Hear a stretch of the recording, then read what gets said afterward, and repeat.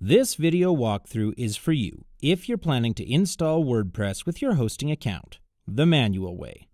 If the one-click install option doesn't work for your hosting account, you'll have to do it manually, and even so, setting it up only takes a few minutes. It's really quite simple. That said, I'm going to demonstrate how you can install WordPress on your hosting account, and I'll show you how to do it step by step. The first thing you want to do is go to wordpress.org/download and download the latest version of WordPress. Once you do that, you'll get a zip file, and you need to right-click and extract the contents onto your computer. This can usually take a while, even though the size of the file is only a few megabytes, but there are hundreds of files on WordPress. Actually, it's about 1,200 files, so just wait for it to extract. Now, what you want to do is open up your FTP program. In this video, I'm using Smart FTP, though you can feel free to use any FTP program you want. Be sure to log into your FTP account of your hosting account. And well, if your account is new, you won't see anything inside here. But what I'm showing you right now is an existing account with WordPress in it already. But basically, assuming there's nothing inside, you want to select the entire contents here and just drag it in. Have all of this uploaded to your hosting account. Once that's uploaded, the contents of your hosting account should look something like this. I'm not going to actually upload all this now because the process should take about a half an hour or longer depending on your internet connection. However, we're still not done yet. The next thing you need to do is go to the control panel of your hosting account because you need to create a database. So once you log into your hosting account, go to the control panel and look for Database and MySQL Database. Click on it. I suggest you do this while your files are being uploaded to your hosting account, by the way. You'll wind up at a page like this. Again, I'm taking you through an account that already exists, but for the purpose of demonstration, I'm just going to create a test database right now. So I'm just going to call this Test. Then click Create Database.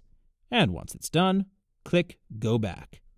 The next thing you need to do is scroll down and add a new user. I'm going to call it Test again, and I'm going to make up a password right now. Then click Create User. And once it's done, click Go Back.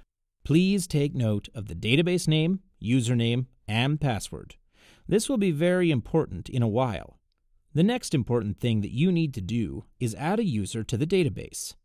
Make sure that the user corresponds with the right database if you have more than one. Click Add.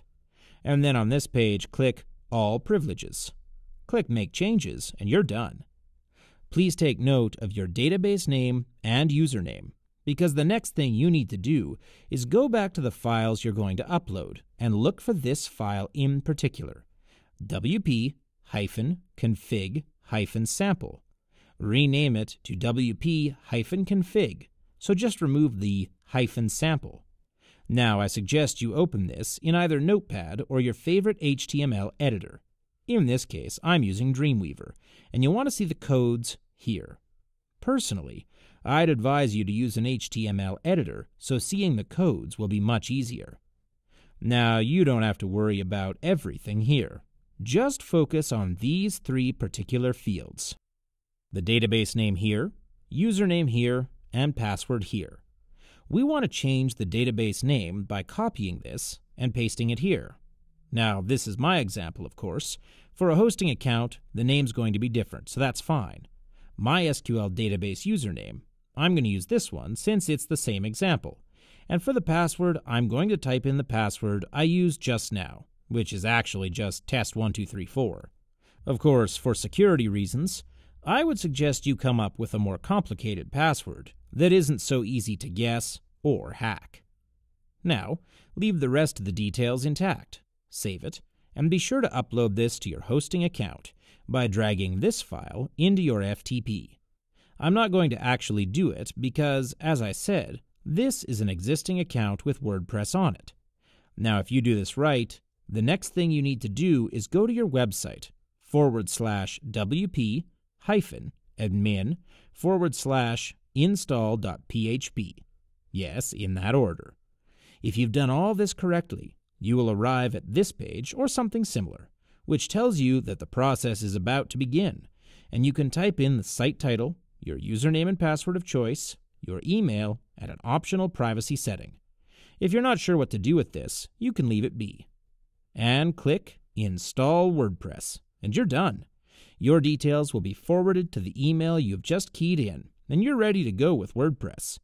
You can get this whole thing done in just minutes, even though it's done the manual way.